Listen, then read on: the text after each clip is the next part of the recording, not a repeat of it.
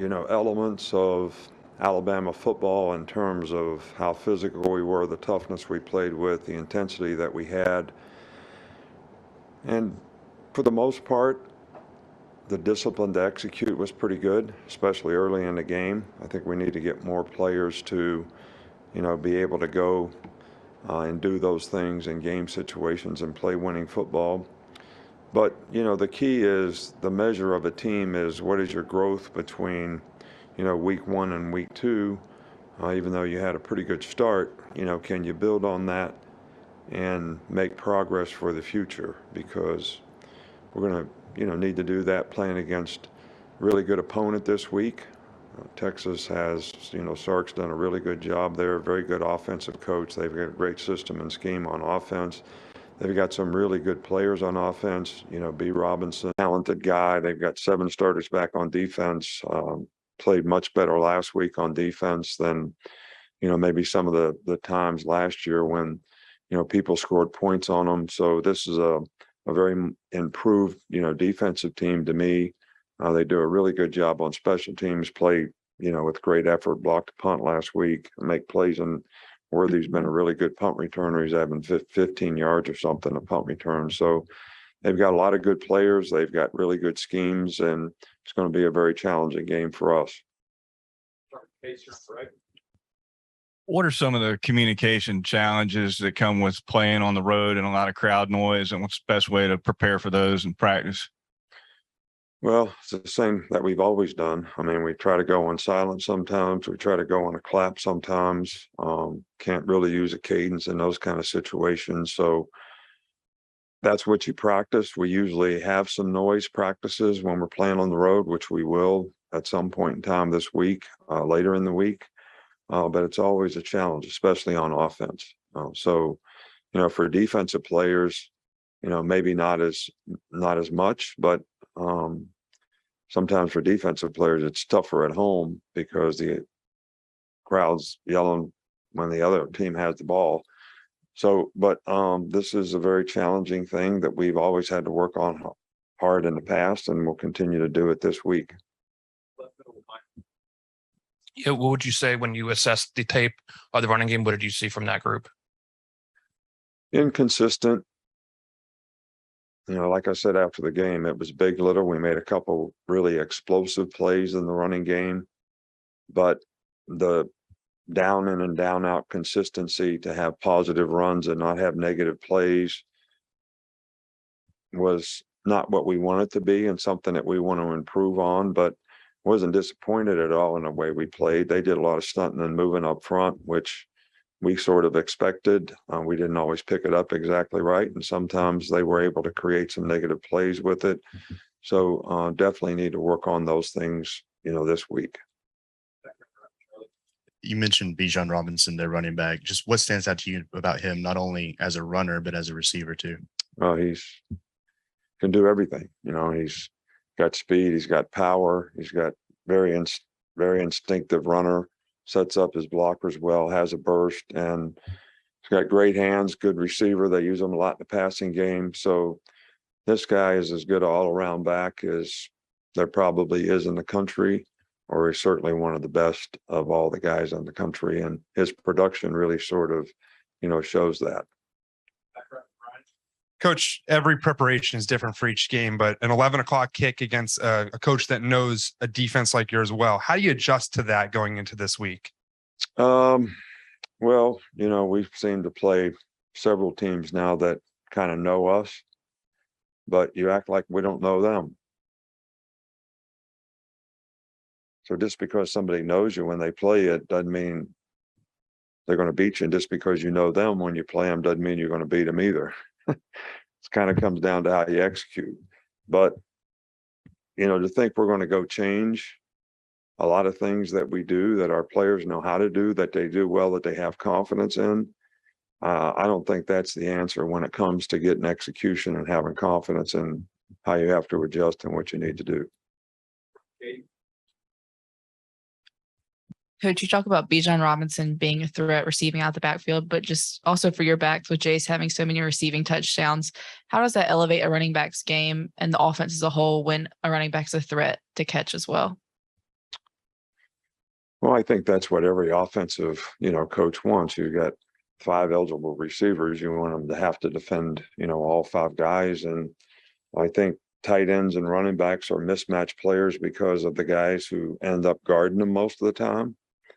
So when you have a guy that's outstanding that create those mismatches, that's a real advantage for you. So I think that's probably the greatest advantage of having, a running back or running backs who are really good receivers and understand the passing game and can be used as, targets in a lot of ways that puts a lot of pressure on the defense. What is it that makes Coach Sarkisian a good play caller? Well, I think he's a very bright guy. He's very well organized, did an outstanding job when he was here. He's got a good system. He understands defense.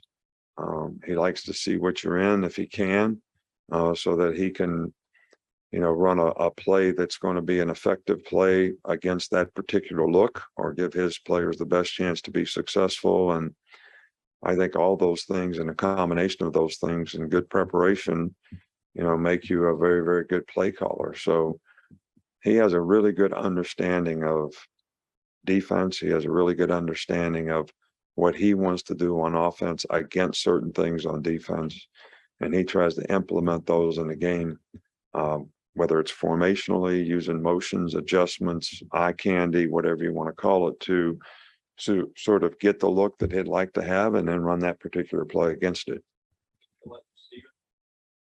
Jalen Moody's a guy that's been here a long time, but him getting this opportunity at linebacker, where has he grown and doing just the little things right consistently? Well, I think that's the key to the drill is, a lot of players want to make plays, but they don't understand that systematically you have to do your job relative to what's required on that particular play and that particular defense. And that will actually enhance your chances of making plays.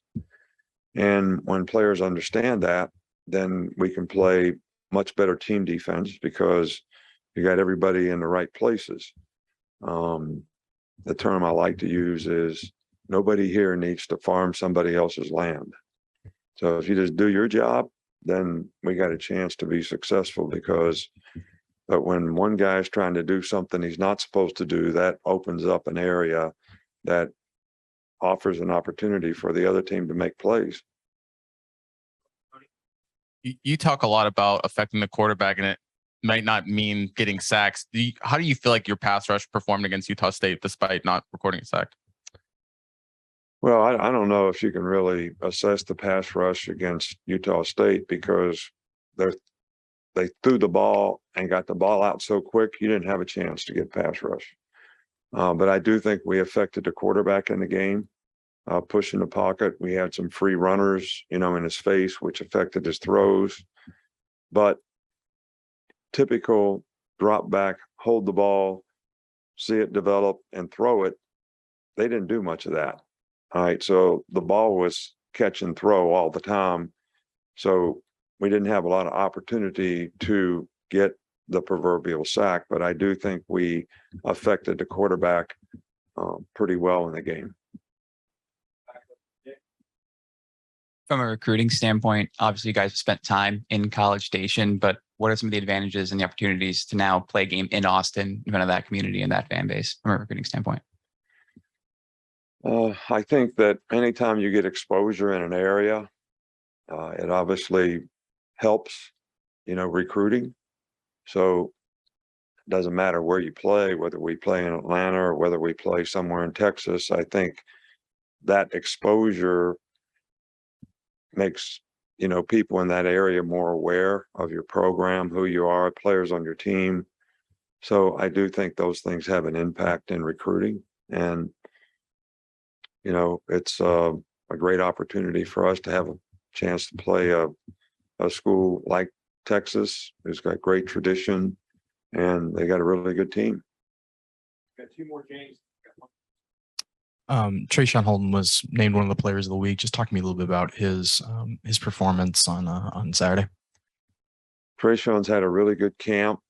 Played really well in the game. He's playing fast. One of the things that Trayshawn has gotten so much better at is controlling his emotions and staying in the right place where he can play fast and not get frustrated and not cut things short or, not do things the right way. I think he's learned through his maturity that by doing things the way the quarterback expects him to do it, the way it's designed, that enhances him the best chance to make plays and be successful. He's playing fast. He's very physical. He's got strong hands. So all those things benefited him in this game, I think, in a very positive way. And he had a really, really positive performance.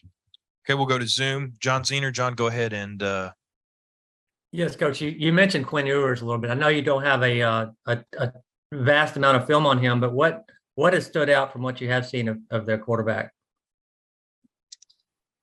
Well, he's a very very, very talented passer.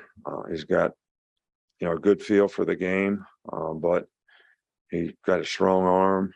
I think he threw a ball like 55 yards, pretty much on the money in the last game. And, and I know that's probably his first game, playing, but I thought he played extremely well in the game. And I'm sure that he's going to continue to make progress because he has a tremendous amount of talent. So this guy's a really, really good player. And, we're going to have to do a great job of sort of hopefully disguising what we do a little bit. So he has to figure it out after he gets the ball in his hand. But he's got the talent to make the plays when he knows where to go with it. That's for sure. All right. Thank you.